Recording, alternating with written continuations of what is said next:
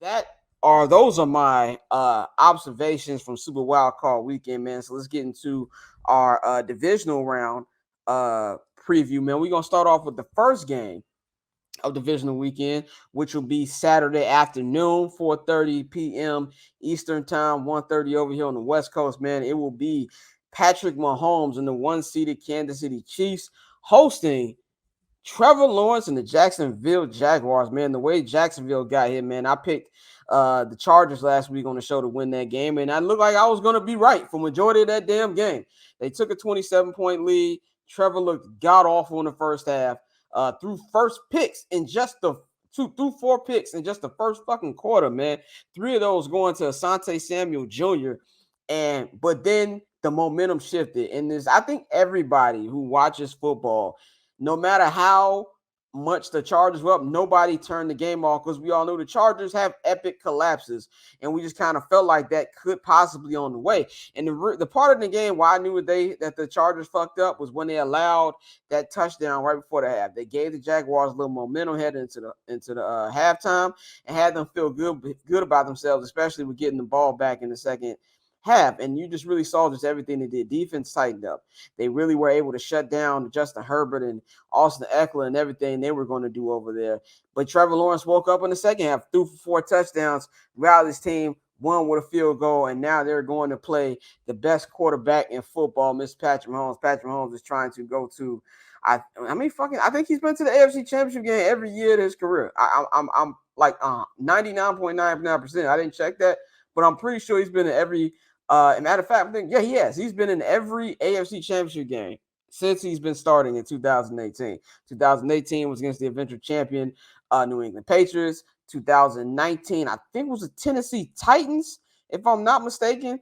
2020 was, I don't really remember. I know there was an AFC Championship game every year. And of course, last year they lost the AFC Championship game to the Cincinnati Bengals. So he's trying to get to another one this year. So they're going to be home. They've got the number 1 seed. And I think there's one thing that we got to understand with this is the matchups between the two. Now, these two have also played earlier in this season. They played Week 10 in Kansas City. Kansas City ended up winning that game 27-17. Patrick Mahomes threw 331 yards, 4 touchdowns. But the number one thing I'm going to be looking at right now is the battle in the trenches, man. That's where everything's set up. Looking at the Chiefs' defensive line going against the Jacksonville Jaguars' offensive line. The Jacksonville Jaguars have the top 5 offensive line in the NFL right now. They did really good last week. Joey Bosa and those guys really could not get to Trevor Lawrence. And they're going to get a test right now. They're going against the number 2 pass rush in football, man. It's led by DN Chris Jones. He has 15.5 sacks. That's going to be the number 1 thing I'm going to be looking forward to right here. Also, the Jacksonville Jaguars have had extremely slow starts these last 2 games. Last week in the wild card game against the Chargers, the week before that in the AFC South Championship game against the Titans. You can afford that against I don't know who was starting for whoever the dude was starting for the Titans 2 weeks ago, and then you can afford that last week against the Chargers because they fuck up so much. You cannot afford that against Patrick Mahomes because one thing he's not going to do is let up when he has his foot on the gas. So they need to come out. They need to come out fast. That defense needs to come out fast. Trevor Lawrence has to come out fast, and they need to punch the Chiefs in the mouth if they have any chance of winning this game. I think this is going to be a very competitive game, but at the end of the day, man, I think it's just way too much Patrick Mahomes. It's going to be way too much Travis Kelce, and I think this defense is going to make some plays too. So I'm going to have the Chiefs winning this one.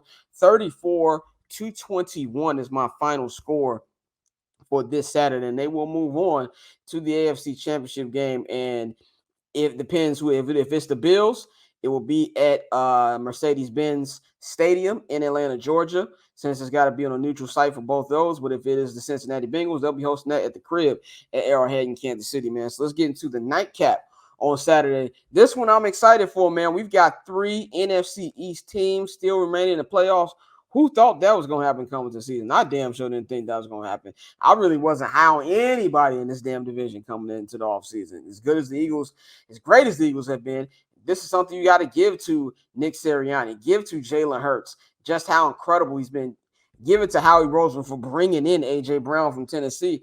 We went from this time last year when the Eagles were eliminated by the Buccaneers in the wild card game, where a lot of people was talking about should Philly go out there and get a quarterback. We don't really know if Jalen Hurts is the guy to a whole year later, he probably would be MVP if he didn't miss the last couple games due to injury. I'm pretty sure that award is going to be going to Patrick Mahomes now, but Jalen Hurts has been incredible. He has been by far the best quarterback in the NFC. This team has been on cruise control really the entire year. I mean, they had a little adversity towards the end of the year, having to throw Jalen in that last game so they could lock up the number 1 seed. But this is a team that's been pretty much dominant all year. And if you look at the Giants, what a great story they are, man, coming into this year. I don't think anybody picked them to go to the playoffs. Brian Daboll coming over from Buffalo, he came in, he changed everything with this offense. They don't have they don't really have a good receiving core. If you want to keep it real, they got some guys like some blue chipper guys, but there's no big names on there. And he's been able to scheme these guys open. The great comeback renaissance season we've seen from Saquon Barkley. The defense has been phenomenal, and I got to give it up to Danny Dimes, man. Danny Dimes had an amazing game last week in a wild card game against the Minnesota Vikings. By the way, Vikings. We all knew that shit was going to happen. The only reason I picked the Vikings last week is I wanted to give them the benefit of the doubt that maybe they'll be able to get it done, but it didn't happen. They ended up losing that. But Daniel Jones, man, went 24 for 35. He had 2 touchdowns, 300 yards passing last week. He looked incredible. And just the whole kind of culture change we've seen with the Giants. I mean, their own general manager came and said, we've done everything we possibly could to put Daniel Jones in the worst positions, and we're going to change that this year. Let's get very clear. I still don't think Daniel Jones is that great of a quarterback, but he's looking like he got the spirit of Eli right now. And the same thing with Eli. I think Eli's getting to the Hall of Fame because his last name is Manning. I think if you look at Eli in the regular season compared to Eli in the playoffs, it's 2 different things. But then I guess playoffs and winning championship is all that matters anyway. But Daniel Jones was looking that well this past Sunday, and he's going to have to look that way, and probably even a little better this weekend to beat a much better Philadelphia Eagles team. But these two play, of course, in the same division. The Eagles swept the season series. They won the last meeting, week 18, 22-16. That was really just to, get Jalen Hurts to shake the rust off and lock down the number 1 seed. But remember, the Giants did not play their starters in this game, man. And that was still a close game. Jalen Hurts did not look that good. Threw for no touchdowns, threw a pick, did not look so good. So this is going to be something I'm interested to see. They're coming off a layoff, and there's something about the Eagles all year that I don't know. As good as they've looked, I still haven't picked them to come out and win the Super Bowl because it's something I feel like they're missing.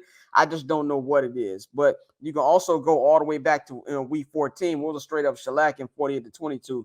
So this game can really go either way because it is a division game. Like I said, all X's and O's go out the window.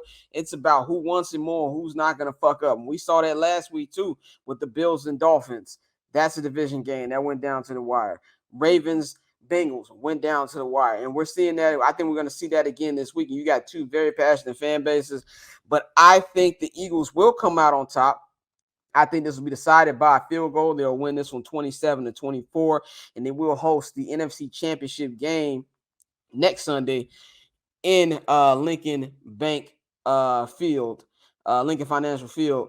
Hosting the San Francisco 49ers. So I think that'll be a nice heavyweight fight, man. So let's get to the Sunday slate. The first game of the afternoon will be Bills-Bengals in Buffalo, man.